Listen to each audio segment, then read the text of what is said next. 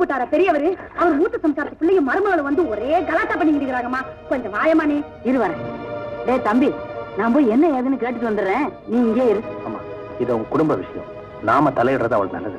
என்னடா அது, அந்த பொண்ணு யாரும் இல்லாம அனாதையா நிக்குது. அக்கம் பக்கத்துல இருக்கவங்க கூட உதவி செய்யலன்னா எப்படி? நீ சும்மா கடை, நீ வாடி.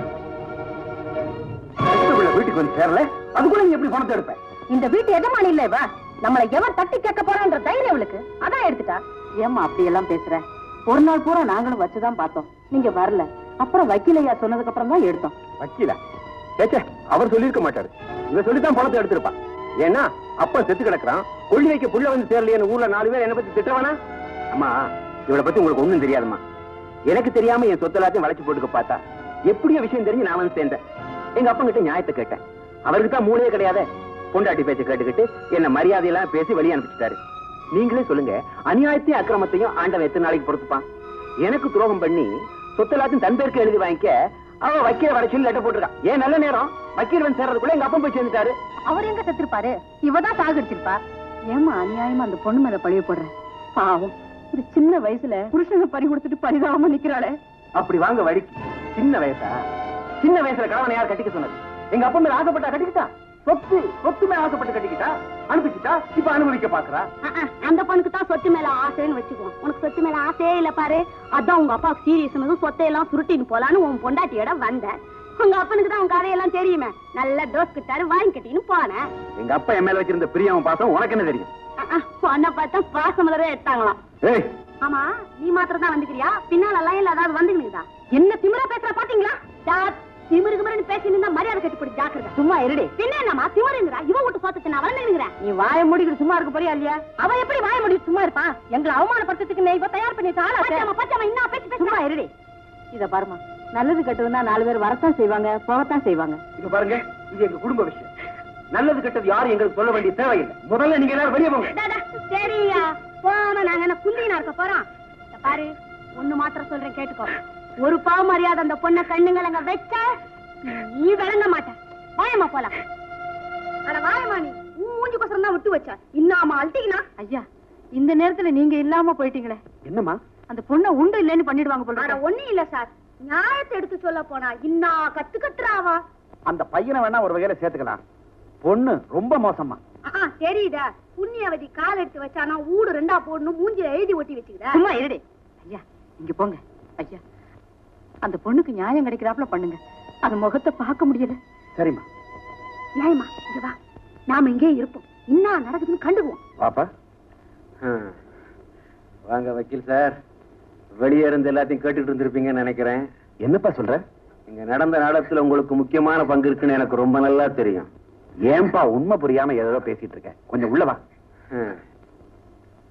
ஏன்பா சாவு வீட்டுக்கு துக்க விசாரிக்க வந்தியா, சண்டை சச்சரவு போட வந்தியா?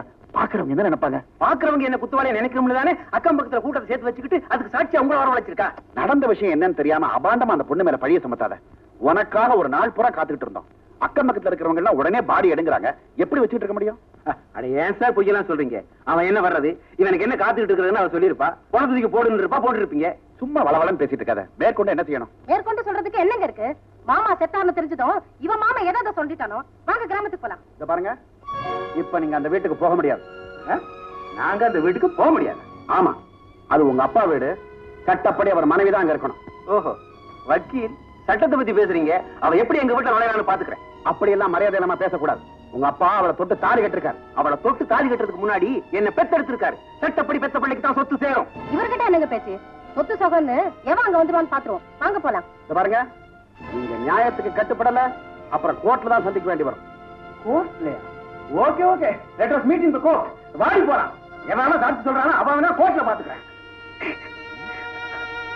வக்கீலையா, எனக்கு சொத்து வேண்டாம், ஒண்ணு வேண்டாம். தயவு பண்ணி என்ன தனியா விட்டுருங்க. என்னம்மா குழந்தை மாதிரி பேசிட்டு? நியாயம்னு இருக்கும்போது எப்படி விட்டுற முடியும்? நீ விடாத சார். அந்த ஆள் இன்னமா சட்டம் பேசின்னு போறான். ஐயா, நானும் ஒரு பிள்ளைய பெற்றிருக்கிறேன். ஆனா இப்படி ஒரு பையனை பார்த்தது இல்லைங்க. இப்படி எல்லாம் வரும்னு எனக்கு தெரியுமா?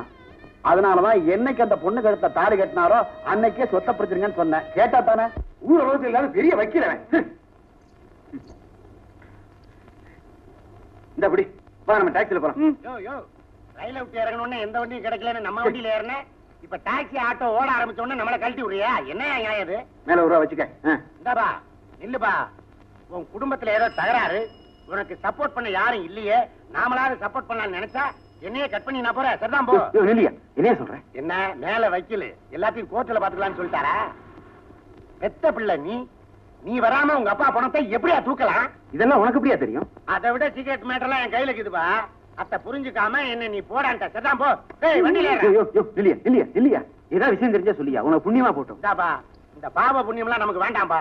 சில்லறைய தள்ளு, மேட்டர் சொல்லுங்க. 5 ரூபாய் பேசிருக்கீங்க, மேல ஒரு 10 ரூபாய் போட்டு கொடுங்களேன். 10 செத்த உன் மாமன் சொத்து பூரா அடிச்சுக்க போற, ஒரு 100 ரூபாய் தள்ளுவா. சொல்லியா, உன் சின்னம்மாவுக்கு அடிக்கடி ஒரு பெரியம்மா சப்போர்ட் பண்றான்ல. ஆமா, அது யாரது? எதுக்கு எடுத்தாலும் அந்த பொண்ணுக்கு சப்போர்ட் வரா? அவ எதுக்காக சப்போர்ட் வர்றா? அவளுக்கும் உன் சொத்து ஆச்சுன்னு ஆசைப்பா. அவளுக்கு எங்க சொத்துக்கு என்ன சம்பந்தம் இருக்கு? இருக்குதுப்பா. அந்த அம்மாவுக்கு ஒரு பையங்கிறான், அவனுக்கும் ஒரு சின்னம்மாவுக்கும் ஒரு சின்ன லிங்க். சொத்தோட அந்த பொண்ணை வலிச்சுக்கலாம் தான் அந்த பெரியம்மா அலைஞ்சுங்கிறா. ஓஹோ, அப்படியா விஷயம்? கோர்ட்டுக்கு அனாவசியமா செலவு பண்ணின்னு அலையாத.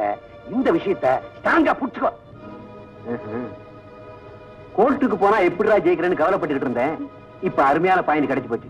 நான் அடிச்சிடறேன் பா. வா யோ, உன் வண்டியில போனா இந்த வண்டியில ஏறாதப்பா. உன்ன நான் இந்த வண்டியில ஏத்தின்னு போனா இந்த விஷயத்த நான் தான் உன்கிட்ட சொல்லிக்கினேன். அந்த பெரியம்மா புள்ள நம்ம கிட்ட தகராறுக்கு வருவான். நீ டாக்ஸி ஆட்டோல போப்பா. இந்தாப்பா, சொத்து உன் கைக்கு வந்தா நம்மளை கொஞ்சம் கவனிச்சுக்க. மீசையை பத்தி இல்லாத புள்ளாலாம் சொல்லி விட்டுட்டா தகராறு தான் வரப்போகுது. தகராறு வரணும் தான்டா சொல்லிக்கிறேன். இவன் போற வேகத்தை பார்த்தா அவன்கிட்ட போய் இவன் கண்ணா பின்னான்னு பேசுவான். மீசைக்கு கோவம் வரும், அடிதடி ஆகும். ஈஸியா மீச 6 மாசம் 1 வருஷம் உள்ள போயிடுவான். நமக்கு லைன் கிளியர். ஏறா வண்டியில. அடியே பூங்காவனா, பாயக்கா உன்னதான் பார்க்க வந்தேன். என்ன பார்க்கலான்னு வந்தியா? இந்த கிருஷ்ணன் தம்பிக்கு இது பாரு, அதுதான் நம்ம டிவிஷன்ல நிக்க போகுது. அட நீ ஒண்ணு. கிருஷ்ணன் நின்னா என்ன, கோவிந்தன் நின்னா என்ன, நாம என்னைக்கும் கிருஷ்ணாயனுக்கு கீழே தான் நிக்க போறோம்.